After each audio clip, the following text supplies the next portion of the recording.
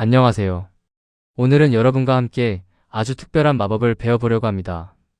우리가 눈으로 직접 볼 수 없는 컴퓨터 내부의 시스템을 마치 손으로 만질 수 있는 물건처럼 다루는 방법이죠.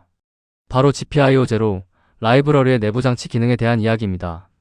화면에 보이는 제로라는 친구가 들고 있는 이 도구 상자 안에는 보이지 않는 시스템의 흐름을 조절할 수 있는 다양한 장치들이 들어 있습니다. 마치 마법사가 지팡이를 휘둘러 세상을 바꾸듯 여러분도 이 기능을 활용하면 컴퓨터 내부의 시간이나 온도, 그리고 네트워크 상태를 자유자재로 다룰 수 있게 됩니다. 이번 가이드를 통해 내부 장치의 기초부터 실전 활용까지 완벽하게 마스터해 보겠습니다. 자, 이제 보이지 않는 시스템을 만지는 마법의 세계로 함께 들어가 보실까요? 오늘 우리가 함께 열어볼 도구 상자에는 세 가지 큰 보물이 들어 있습니다. 첫 번째는 개념의 전환입니다.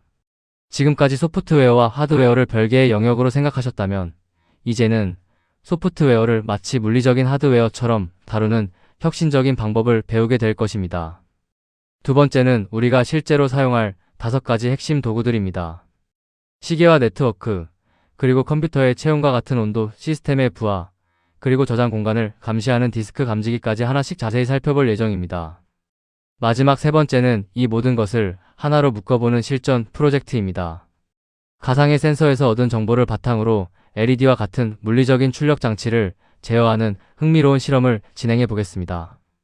이 여정이 끝나면 여러분은 시스템의 상태를 읽고 반응하는 멋진 프로그램을 만들 수 있게 될 것입니다. 먼저 우리가 이미 잘 알고 있는 물리적인 하드웨어의 세계를 떠올려 봅시다. 보통 우리가 장치를 제어할 때는 두 가지 과정이 필요합니다. 바로 입력과 출력입니다. 화면의 왼쪽을 보시면 사용자가 손가락으로 물리적인 버튼을 꾹 누르는 동작이 보입니다. 이것이 바로 입력입니다.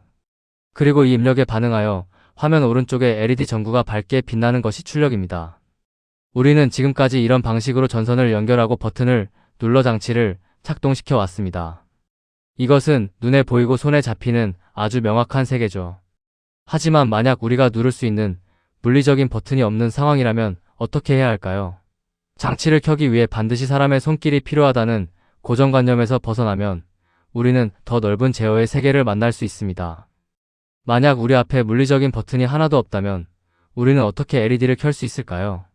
예를 들어 이런 상황을 상상해 보세요. 매일 아침 7시가 되면 자동으로 조명을 켜서 우리를 깨워주길 원한다면 어떨까요? 혹은 서버 연결이 갑자기 끊어졌을 때 우리에게 위험을 알리는 경고등을 울리고 싶다며. 이런 상황들에서는 사람이 직접 버튼을 누를 수 없습니다. 시간이 흐르는 것 자체가 버튼이 되어야 하고 서버의 연결 상태라는 정보가 스위치 역할을 해야 합니다. 즉, 물리적인 버튼 대신 우리 주변의 상황이나 시스템 내부의 변화를 입력 신호로 사용하고 싶은 것이죠. 이것이 바로 우리가 오늘 해결해야 할 과제이자 내부 장치라는 개념이 필요한 이유입니다. 눈에 보이는 버튼은 없지만 시스템 속에는 수많은 가상의 버튼들이 숨어 있습니다. 자, 해결책은 바로 운영체제의 내부에 숨겨져 있습니다. 우리는 이를 가상의 센서라고 부릅니다.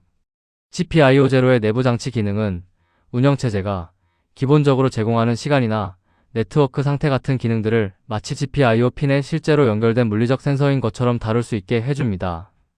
화면을 보시면 CPU 위에 시계 아이콘이나 온도계 아이콘이 배치되는 것을 볼 수 있습니다. 원래는 보이지 않는 소프트웨어의 기능이지만 이를 마치 핀셋으로 집어 올릴 수 있는 부품처럼 취급하는 것입니다. 이렇게 하면 복잡한 시스템 명령어를 배우지 않아도 우리가 버튼을 다루던 방식 그대로 컴퓨터의 현재 상태를 읽어올 수 있습니다. 소프트웨어의 영역을 하드웨어의 감각으로 다루기 시작하는 아주 놀라운 순간입니다. 이 기능의 가장 큰 매력은 바로 완벽하게 호환되는 인터페이스에 있습니다. 화면의 퍼즐 조각을 한번 보세요. 위쪽에는 우리가 잘 아는 버튼이라는 물리적 장치 조각이 있고 아래쪽에는 시간이라는 가상 장치 조각이 있습니다. 놀랍게도 이 두 조각의 연결 부위는 모양이 똑같습니다. 그래서 LED를 켠다는 공통의 출력 조각에 어느 것이든 자유롭게 끼워 맞출 수 있습니다. 버튼을 눌렀을 때 불이 켜지게 만드는 코드나 정해진 시간이 되었을 때 불이 켜지게 만드는 코드의 구조가 동일하다는 뜻입니다. 이렇게 가상장치와 물리장치를 같은 방식으로 다룰 수 있게 되면 우리의 프로그램은 훨씬 더 유연하고 강력해집니다. 장치의 종류가 무엇인지 고민할 필요 없이 오직 어떤 조건에서 어떤 동작을 할 것인지만 생각하면 되니까요. 실제 코드를 통해 비교해 보겠습니다. 먼저 우리가 익숙한 물리적 스위치 제어 방식입니다. PTN은 버튼 3번 핀과 같고 PTN.when pressed는 LED.on과 같으며 PTN.when released는 LED.off와 같습니다. 여기서 첫 번째 줄은 3번 핀에 연결된 버튼을 BTN이라는 이름으로 부르겠다는 설정입니다. 두 번째 줄은 버튼이 눌렸을 때 LED를 켜라는 명령이고 세 번째 줄은 버튼에서 손을 뗐을 때 LED를 끄라는 의미입니다. 이 코드는 매우 직관적입니다. 물리적인 움직임인 누름과 댐을 직접적으로 함수에 연결하여 장치를 제어하는 전형적인 하드웨어 제어 방식이죠. 이 구조를 잘 기억해 두세요. 잠시 후에 보게 될 가상장치의 코드와 놀랍도록 닮아 있을 것입니다. 이제 가상의 스위치를 사용하는 코드를 살펴봅시다. TOD는 타임 오브 데이 함수에 9시와 10시를 입력한 것과 같고 TOD.when activated는 LED.on과 같으며 TOD.when deactivated는 LED.off와 같습니다. 여기서 TOD는 오늘의 시간을 나타내는 가상장치입니다. 우리가 아침 9시부터 10시 사이라는 조건을 설정해 주었습니다.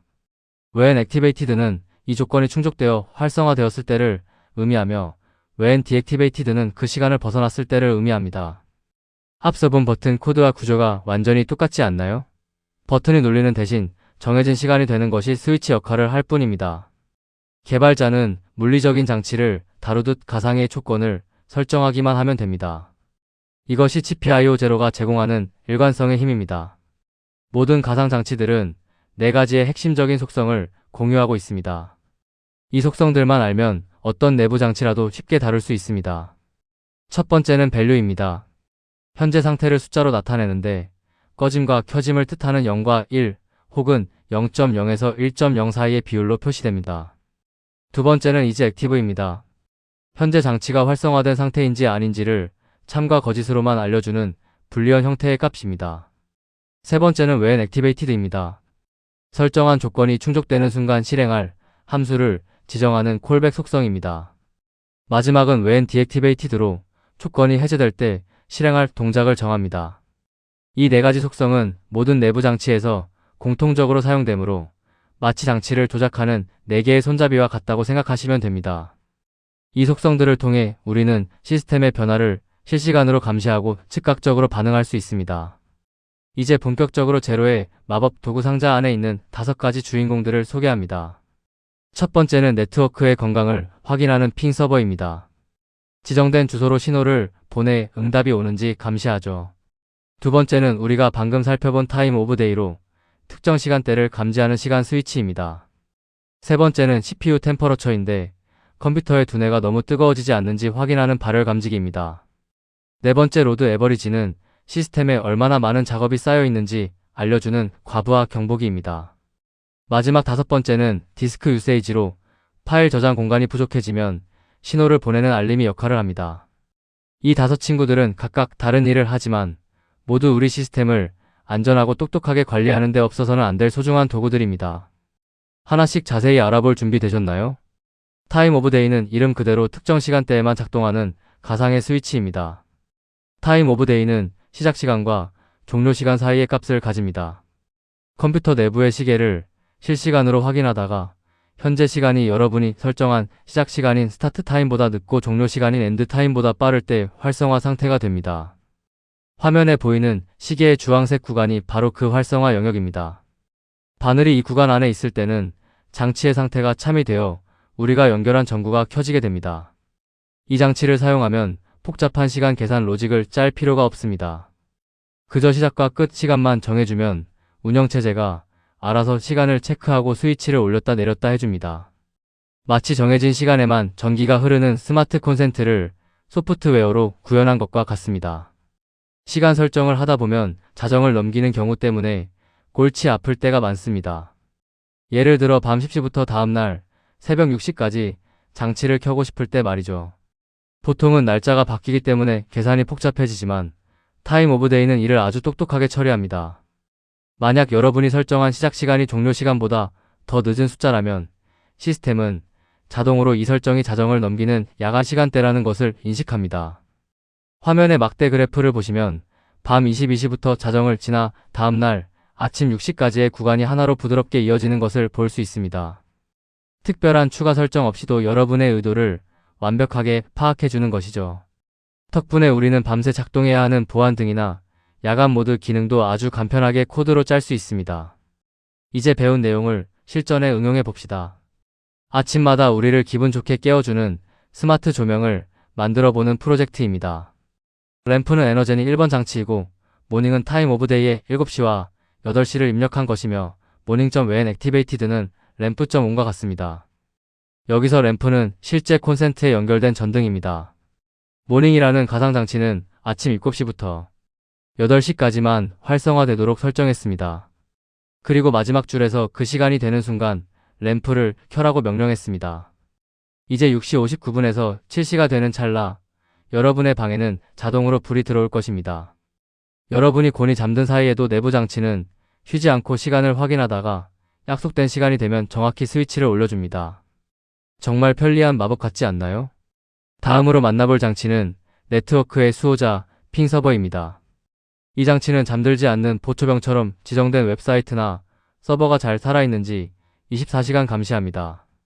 여기서 핑이라는 용어는 네트워크상에서 상대방에게 안부를 묻는 아주 작은 신호를 보내는 것을 의미합니다. 핑 서버는 지정된 호스트가 핑 요청에 정상적으로 응답할 때만 활성화됩니다. 여러분이 감시하고 싶은 도메인 이름이나 IP 주소를 알려주기만 하면 됩니다.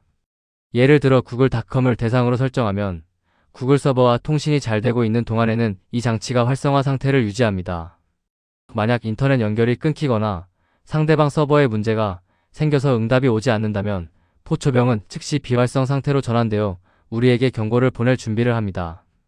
우리 시스템이 외부 세계와 잘 연결되어 있는지 확인하는 가장 확실한 방법입니다. 핑 서버가 작동하는 원리를 좀 더 자세히 들여다볼까요? 화면처럼 서버와 공놀이를 한다고 생각하시면 쉽습니다. 대상은 호스트이고 주기는 이벤트 딜레이이며 상태는 응답 성공 시 값이 1과 같습니다. 여기서 호스트는 우리가 통신할 대상인 구글닷컴 같은 주소입니다. 이벤트 딜레이는 얼마나 자주 공을 던질지 정하는 시간인데 기본적으로는 10초마다 한 번씩 확인합니다. 만약 던진 공이 서버에 맞고 다시 돌아오면, 즉 응답이 성공하면 장치의 밸류는 1이 됩니다. 공이 돌아오지 않으면 값은 0이 되겠죠. 이렇게 주기적으로 안부를 주고받으며 네트워크의 생사 확인을 하는 것입니다. 이 단순한 숫자의 변화를 통해 우리는 현재 인터넷이 연결되어 있는지 아니면 끊어졌는지 알 수 있습니다. 이번에는 핑 서버를 활용해 인터넷 연결 상태를 시각적으로 보여주는 알림이를 만들어 보겠습니다. 구글은 핑 서버 구글닷컴과 같고 LED는 LED 4번 핑과 같으며 구글.when activated는 LED.on과 같고 구글.when deactivated는 LED.off와 같습니다. 구글 서버의 상태를 감시하는 구글이라는 가상장치를 만들고 4번 핀에 연결된 실제 LED를 준비했습니다. 네트워크 응답이 오면 불을 켜고 응답이 끊기면 불을 끄라는 코드입니다. 이제 우리는 모니터를 보지 않고도 LED의 불빛만으로 현재 우리 집 인터넷이 정상인지 바로 알 수 있습니다. 불이 꺼져 있다면 어디선가 연결에 문제가 생긴 것이겠죠? 보이지 않는 네트워크의 상태를 눈에 보이는 빛으로 바꾼 아주 실용적인 사례입니다. 컴퓨터도 사람처럼 일을 많이 하면 열이 납니다. 특히 라즈베리파이 같은 작은 컴퓨터는 열 관리가 매우 중요한데요. 이때 필요한 것이 CPU 템퍼러처 장치입니다. CPU 온도가 설정된 임계값인 트레숄드를 초과할 때 활성화됩니다. 여기서 트레숄드는 경고를 보낼 기준 온도인데 기본값은 80도로 설정되어 있습니다. 땀을 뻘뻘 흘리는 우리 캐릭터 옆에 온도계를 보세요. 눈금이 점점 올라가다가 80도라는 빨간 선을 넘는 순간 이 가상장치는 주인에게 비명을 지르듯 신호를 보냅니다. 여러분의 컴퓨터가 과열되어 고장나기 전에 미리 대처할 수 있게 해주는 아주 고마운 안전장치인 셈이죠. 이 신호를 받아서 팬을 돌리거나 시스템을 안전하게 종료하는 등의 조치를 취할 수 있습니다. 온도값을 다룰 때 아주 유용한 개념이 하나 있습니다. 바로 정규화입니다. 온도는 50도, 80도처럼 큰 숫자지만 이를 0과 1 사이의 비율로 바꾸면 다루기가 훨씬 쉬워집니다. 최소 온도가 0도이면 값은 0.0이고 최대 온도가 100도이면 값은 1.0이며 현재 온도가 50도이면 값은 0.5와 같습니다. 화면의 슬라이더를 보시면 온도라는 물리적 수치가 0.0에서 1.0 사이의 상대적인 비율로 매끄럽게 변환되는 것을 볼 수 있습니다. 이렇게 값을 비율로 바꾸면 어떤 장점이 있을까요? 나중에 배우겠지만 LED의 밝기를 조절하거나 모터의 속도를 제어할 때 이 비율 값을 그대로 전달할 수 있습니다. 50%의 온도라면 50%의 밝기로 LED를 켜는 식이죠. 복잡한 계산 없이도 시스템의 상태를 다른 장치에 전달하기 위한 아주 스마트한 변환 과정입니다. 정규화된 온도 값을 활용해 실시간 온도바 그래프를 만들어 봅시다. 마치 오디오의 볼륨 게이지처럼 온도를 보여주는 장치입니다. CPU는 CPU 템퍼러처의 최소 온도 50도와 최대 온도 90도를 설정한 것이고, 그래프는 5개의 핀 번호를 가진 LED바 그래프이며 그래프점 소스는 CPU와 같습니다. 여기서 최소와 최대 온도를 정해준 이유는 우리가 관심 있는 구간이 50도에서 90도 사이이기 때문입니다. 마지막 줄의 그래프점 소스는 CPU라는 코드가 핵심입니다. CPU의 온도가 변할 때마다 그 비율값이 실시간으로 그래프 장치에 전달됩니다. 온도가 50도 이하일 때는 LED가 다 꺼져 있다가 90도에 가까워질수록 5개의 불이 모두 환하게 켜집니다. 복잡한 반복문 없이 단 한 줄의 코드로 멋진 모니터링 시스템이 완성되었습니다. 이번에는 시스템이 얼마나 힘들게 일하고 있는지 알려주는 로드 에버리지에 대해 알아보겠습니다. 우리 캐릭터가 엄청난 양의 상자를 들고 있는 모습이 보이시나요? 이것이 바로 시스템의 부하 상태입니다. CPU 부하 평균이 임계값을 초과할 때 활성화되어 시스템의 한계를 알려줍니다. 여기서 부하라는 것은 현재 실행 중이거나 대기 중인 작업들의 양을 말합니다. 속도계의 바늘이 빨간색 맥스 지점에 도달했다는 것은 컴퓨터가 처리할 수 있는 용량을 거의 다 썼다는 위험 신호입니다. 이 장치를 사용하면 우리 서버가 언제 한계에 다다르는지 실시간으로 감시할 수 있습니다. 너무 바빠서 응답이 느려지기 전에 미리 작업을 조절하거나 관리자에게 알림을 보낼 수 있는 아주 스마트한 경보기 역할을 수행합니다. 부하를 측정할 때는 얼마나 긴 시간 동안의 평균을 볼 것인지가 매우 중요합니다. GPIO0는 3가지 선택지를 제공합니다. 미니츠가 1인 경우는 단기 스파이크 감지이고, 미니츠가 5인 경우는 일반적 추세이며, 미니츠가 15인 경우는 장기적인 과부하 상태를 의미합니다. 1분 평균은 갑자기 작업이 몰리는 순간적인 변화를 포착하기 좋습니다. 기본값인 5분 평균은 전반적인 흐름을 파악하기에 가장 적당하죠. 마지막 15분 평균은 시스템이 아주 오랫동안 힘들게 일하고 있는지, 즉 만성적인 과부하 상태인지를 판단할 때 사용합니다. 상황에 맞는 시간 설정을 통해 우리는 일시적인 오류인지 아니면 근본적인 성능 부족인지를 정확하게 구별해낼 수 있습니다. 여러분의 목적에 맞는 스톱워치를 골라보세요. 이번 프로젝트는 서버의 부하량을 눈으로 확인하는 모니터를 만드는 것입니다. LA는 로드 에버리지의 최소 부하 0과 최대 부하 2를 설정한 것이고, 그래프는 LED바 그래프이며 그래프점 소스는 LA와 같습니다.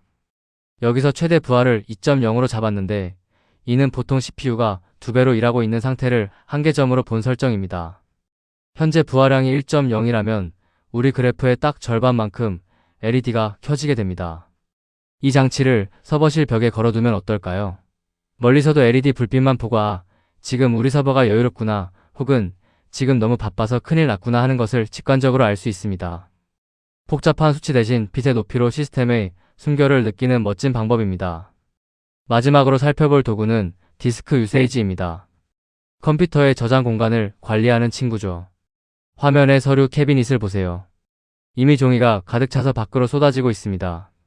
이런 상황에서 파일을 더 저장하려고 하면 시스템에 오류가 발생하겠죠? 지정된 파일 시스템의 디스크 사용량이 기본 임계값인 90%를 초과할 때 경고를 발생시킵니다. 우리가 서류함을 90% 정도 채웠을 때 그만 채워라라고 경고를 주는 것과 같습니다. 특히 로그 파일이 계속 쌓이는 서버나 사진을 계속 찍어서 저장하는 카메라 모듈 프로젝트에서 이 기능은 필수입니다. 저장 공간이 꽉 차서 프로그램이 멈추기 전에 미리 오래된 파일을 지우거나 사용자에게 알림을 보낼 수 있는 골든타임을 벌어다 줍니다. 디스크 사용량도 우리가 앞에서 배운 온도처럼 비율로 변환되어 관리됩니다. 측정 경로는 파일 시스템이며 기본값은 루트/이고 활성화 기준은 트레숄드이며 기본값은 90.0이고 변화는 90% 사용량이 값 0.9와 같습니다. 루트/는 컴퓨터의 가장 기본이 되는 저장 장치 전체를 의미합니다. 트레숄드를 90으로 잡으면 사용량이 90%가 되는 순간 장치가 활성화됩니다.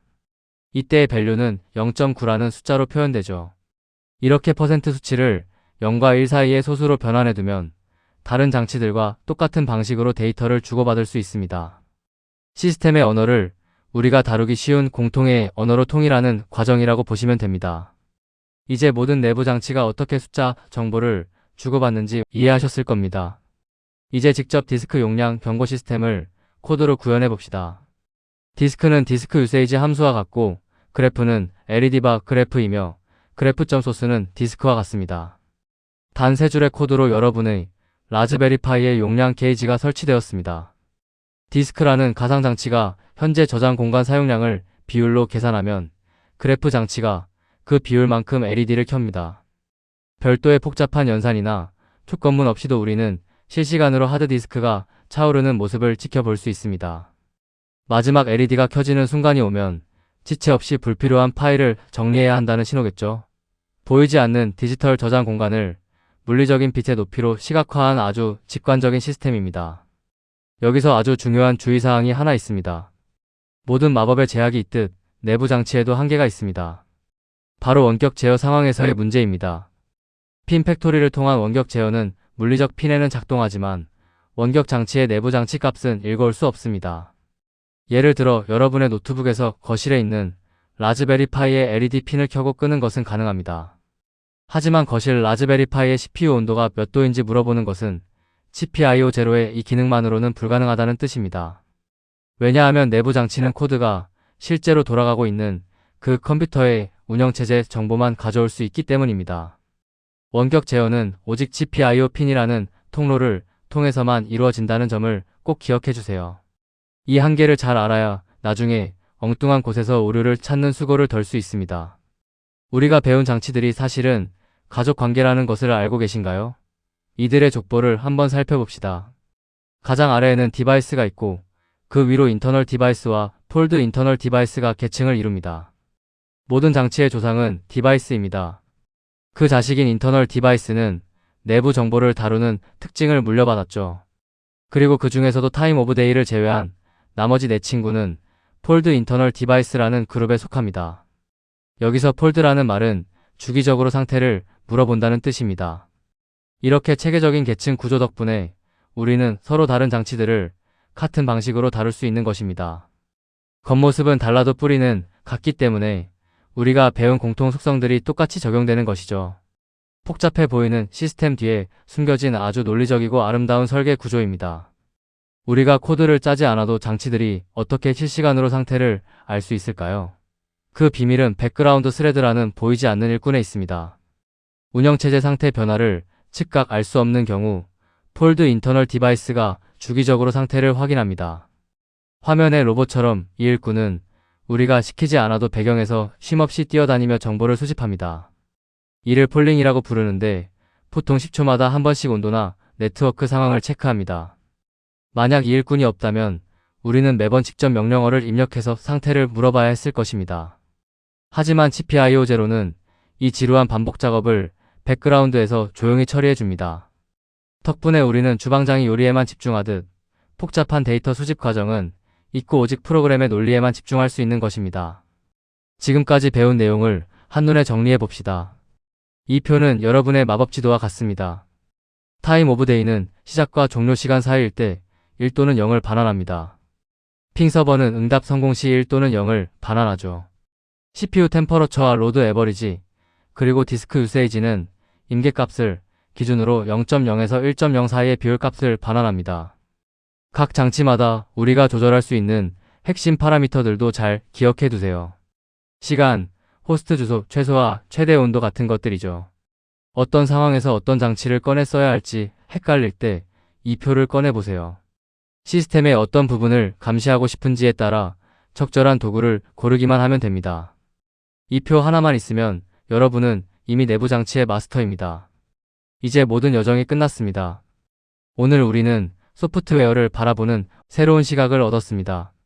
첫째, 하드웨어처럼 생각하세요. 운영체제의 복잡한 상태 변화도 이제는 여러분에게 단순한 물리적 스위치일 뿐입니다. 둘째, 정규화를 활용하세요. 0.0과 1.0 사이의 비율 값은 여러분의 상상력을 물리적인 움직임이나 빛으로 바꾸는 가장 강력한 도구입니다. 셋째, 콜백의 우아함을 누리세요. 지저분한 반복문 없이 when, activated, 한 줄로 깔끔하고 세련된 코드를 작성해 보세요. 보이지 않는 시스템을 마법처럼 다루는 여러분의 다음 프로젝트가 벌써부터 기대됩니다. 어려워 보이던 시스템의 속살을 이제는 자신 있게 만져보시기 바랍니다. 수고하셨습니다.